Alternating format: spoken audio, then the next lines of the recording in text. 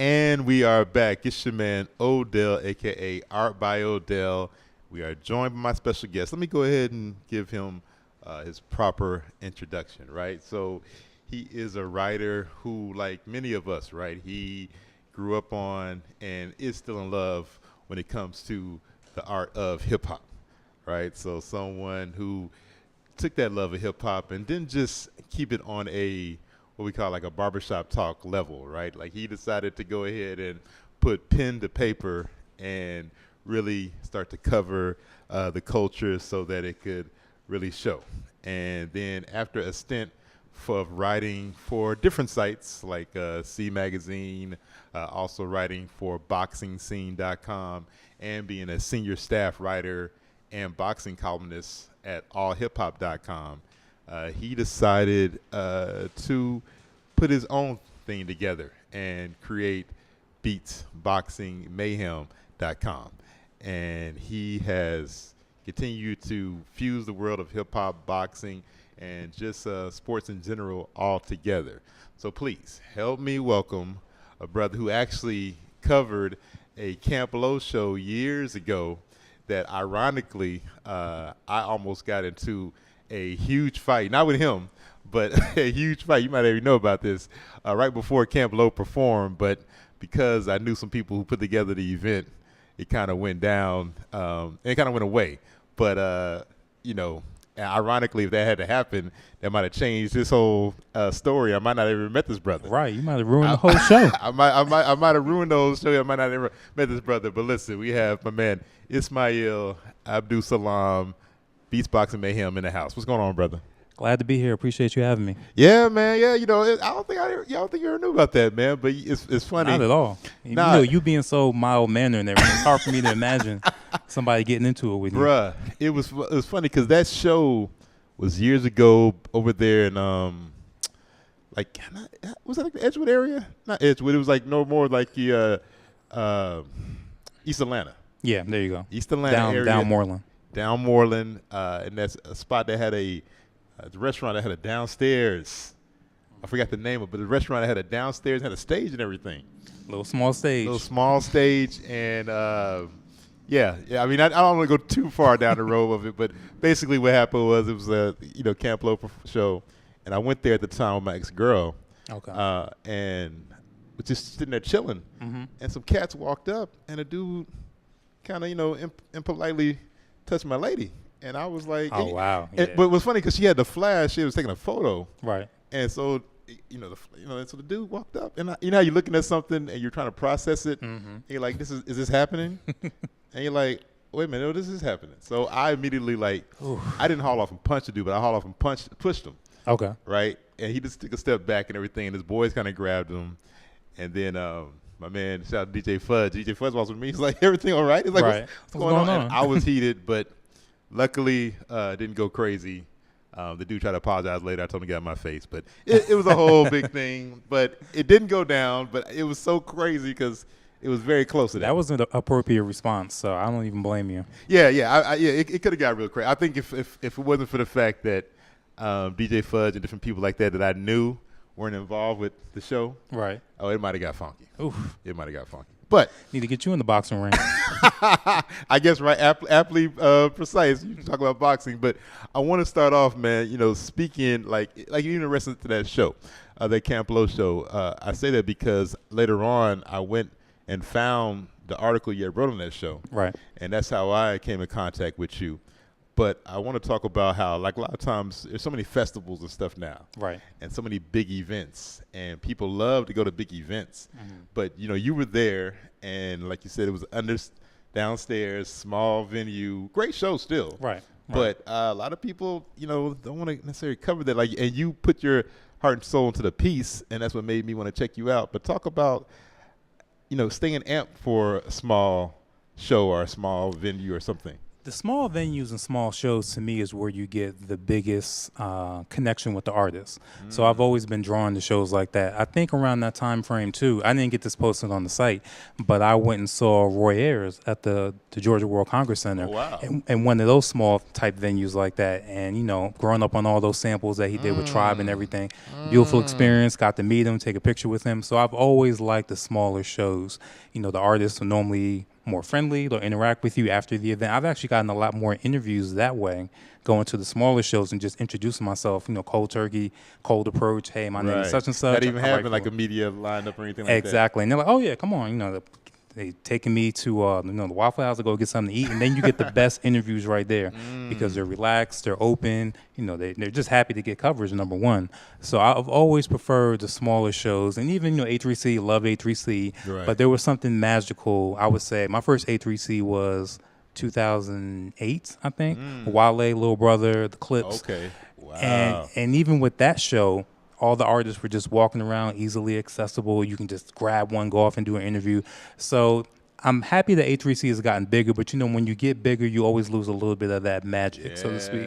It gets a little bit more rigid, a little bit more corporate. You know, you just can't help it. So I always enjoy, you know, watching either artists on the come up or even after they've had that limelight when they're kind of, you know, settled back down and it's just their dedicated fans. I like that kind of one-on-one atmosphere. Wow, a couple of things you say in there is true because, like, I remember covering A3C going back the same thing. I always back to like 2008, 2009, right. And just seeing, like you said, artists walking around, very accessible, very open to just talking and whatnot, and that was a cool thing. But also to the small venues, a lot of times you get the gyms and. I had that experience in Birmingham with Diggable Planets. I didn't even really get a chance to interview Diggable Planets. But what happened was I had reached out to them beforehand, and they were down in Doodlebug. He shows me a lot of love. But the thing was, the show was over, and they were headed to Atlanta like the next day or so. But because it was Birmingham, they just came out in the crowd. And I'm sitting there, and I remember just drinking a beer and talking with Ladybug and just tripping out.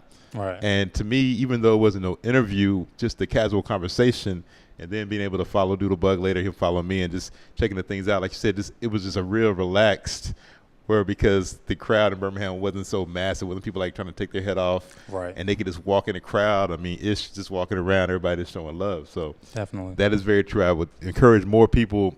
Don't look at the small venue as a bad thing. Look at it as a great opportunity. Absolutely.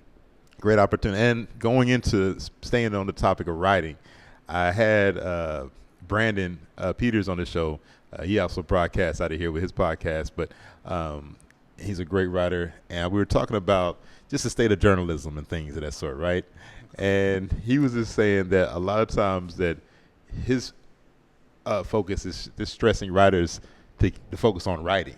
Exactly. Right. And so I know part of it, too, is that sometimes is it a situation where the crowd is not ready to, or they don't want to receive like great pieces, or is it writers not putting it together the same pieces? It's kind of like with hip hop, right? Like sometimes people say make better hip hop, but then it's like, well, the crowd only wants crowd only wants some simple stuff. So the things have changed. I didn't go to school for journalism. I graduated from Morehouse in 2003 in English. That was my major. Gotcha. So I always had a writing background. So I was able to kind of go into that fairly easily. Right. I noticed around about 2010, 2011, where it seemed like you mentioned, those long form pieces, those exposés weren't really valued as much anymore. Yeah. And it was more so, what can you give to me quickly, number one, and then number two, with Twitter and things like that coming on the scene, it really almost seemed like it wasn't necessary to a degree. And I think now we're seeing how necessary it was, because we have so many people that think they know the culture, that are documenting it, making money off of it, and really have nothing vested in it. I think one of the big issues that you run into is, especially when you're trying to get into writing and journalism, do you want to be a writer or do you want to be a personality? That's where the issue comes in. That's a whole other show right there. You can get a big following. You can put a camera in front of artists, but are you actually researching what you're documenting? Can you actually speak about it, speak about the history, and put it in context about what's going on now? A lot of people can't do that. A lot of people don't want to do that. Don't have any interest in doing that. It's really just what they can get out of it right now. and then they move on to the next thing. And actually, that happens a lot. I know we'll talk about that later in boxing too. Yeah. You know, like you said, if you get a camera, you got a camera on your phone, you can put that up, do a quasi interview, and all of a sudden, you know, you have a name. You can have a podcast. You might not know anything about the history of boxing, but now you're getting press credentials. You're next to people who might have been doing it 10, 20 years. Right. How does that go? Now, can you grow into that role? Right. You absolutely can. Yeah. You know, it can be trial and error if you want to. Right. Exactly. If you want to put in that work. And a lot of people unfortunately don't. So that kind of leads us where we are right now, where journalism is kind of in a state of flux. You know, there are pieces out there being done, but they're not being pushed to the forefront. You know, magazines are not as valuable as they were before. And really, we don't have the mentors that we used to have. When I started with All Hip Hop, when they brought me on strictly for boxing, they saw how good the boxing was doing, and they pushed me into doing Hip Hop News Daily. Okay. You know, on a 24-hour news cycle. Yeah. I started doing music reviews, interviews. Yeah, the mentorship. Exactly.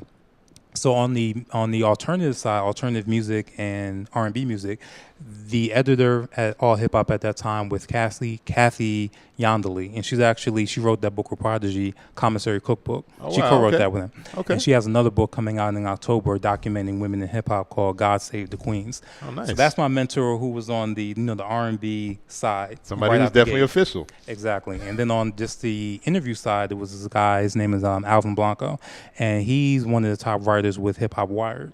And he's been in the game. When I got there, I think he had already been in the game about 10 years. Wow. So these were the people that were giving me pointers right out the gate and helped refine me and pretty much helped me hit the ground running. Yeah. You know, nowadays, you don't have that. You know, you have to have that drive to learn on your own, and unfortunately, a lot of people don't have that. Well, that's a lot right there. I mean, just what you said is so true, because the people you named, right, some of these people might not have heard these folks, but like you said, you give the resume. I mean, we're talking about books. We're talking about more than a decade into the game, and it reminds me similar to how I got into radio and media myself. Like, I don't consider myself a big writer in that sense, because I do write some pieces, right, but I'm more on the media side, more the interview side and things of that sort. But it was the same way. You know, my brother Jay Force, over 20 years of doing radio, brought me in, being able to connect with people like Hyphen and Jay Moore, rest in peace. I mean, people who've been doing real radio stuff, Twice Born, and it set me down, like you said, same thing, and mentored me, showed me a lot of things that I could navigate around, mistakes, so a lot of little simple things that I probably would have walked into, I was able to avoid. And so, and one thing I'll end with that with is, I know Jay would always talk about this, and Twice as well, is that we're at a point now where, you know, nobody wants to be in the audience.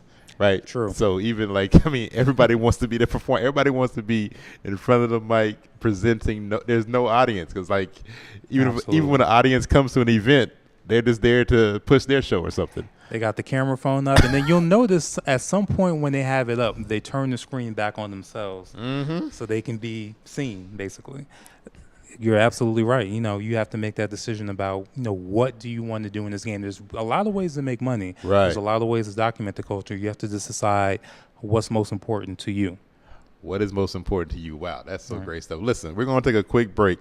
We come back, we're going to talk some more about we talk about networking relationships. This brother has actually introduced me to different people. I've introduced him to folks. And we're going to dive into this boxing and talk about some of these greats in boxing, and also a little bit about hip-hop as well. So listen, you're tuned in to Odell's Roundtable. I'm here with my man Ismael AbduSalaam of beatsboxingmayhem.com. Stay tuned. We'll be right back.